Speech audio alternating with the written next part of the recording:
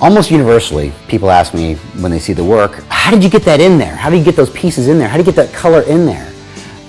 And I've got to explain to them that actually I build that first and then I surround it with clear glass. It relies on what's called the refractive index. So the inside is lead crystal and light passes through that differently than it does with the optic crystal that I surround the work with. So the optic crystal and the high-end epoxy that I use that holds it all together again, they share the same refractive index, so light passes through them without much acknowledgement to the eye. But when it comes to the lead, you'll see a fine line of demarcation where you just see this piece of a glass within glass almost suspended. Of course it's not, but it appears that way. It's a fun, beautiful aspect of the work.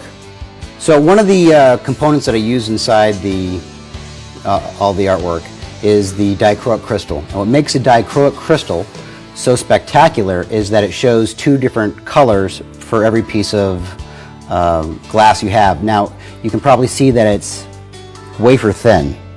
But within this thin piece of glass, there's a coating on here that will translate into two different colors. It'll also cast a colored shadow and it will reflect color as well. It's just one of the elements that add to the spectacular nature of the work. My favorite piece of artwork is by far the Viviovo. I created this piece of artwork, I started it and it just proved to be so difficult in the process that I pretty much gave up on it. And I was getting ready for a show and I had met this wonderful girl that eventually ended up being my wife, and I was trying to show off for her, so I brought her in front of the 12, 15, 20 pieces that I had getting ready for a show, and I said, what's your favorite piece? Thinking that I was going to, I don't know what I was going to do, maybe I was going to give it to her, I don't know. And she looks at all the pieces and she says, I love them all, but this one that's unfinished right here, I think that's my favorite because of what it could be. It looks like it's almost there. And of course, I named that piece after her. It was the Viviovo. Vivian is my wife's name, and ovo is Portuguese for egg, and my wife's from Brazil, so it all came together because my fantastic idea was to name the thing Egg. This is a gold Viviovo, or Viviovo de Oro, and this is just a phenomenal piece. I do this for a living. I stare at the work all day, and every single time I do one of these pieces, it makes me pause and sit there and just reflect on how beautiful it is. I sometimes look at this and I can't believe I do this kind of work. It blows me away.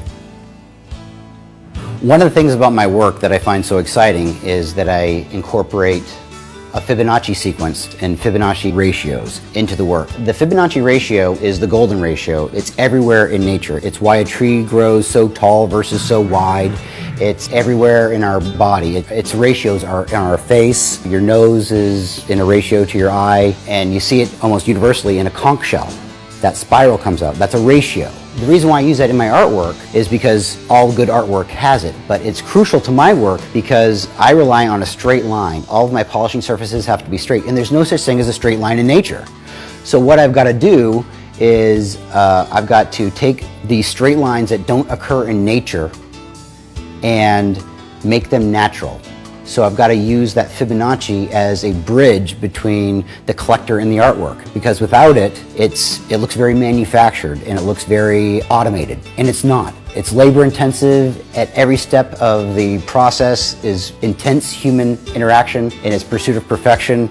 So to get that across, to get it across that it's a creation and not something that's being manufactured, then the Fibonacci is absolutely crucial.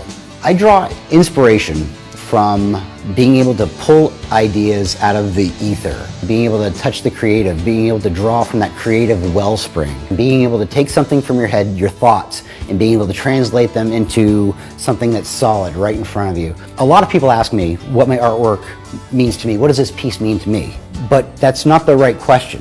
My question is, what is this artwork going to mean to the person that's going to take it home? Because that's what to me, this artwork is really all about. What does it mean to the person that is going to put this in their home and look at it every day? That's where I get my meaning from. So when someone says, Jack, what does the artwork mean to you? I turn it around on them and I say, you've got to tell me what it means to you. Is this something that you bought for your wife for an anniversary gift? Or is this something to remember your trip to Hawaii? Or is it something that you just want to buy to look at every day because it's just so beautiful? Because if that's the answer, because it looks so beautiful, then the answer is I created it out of sheer beauty.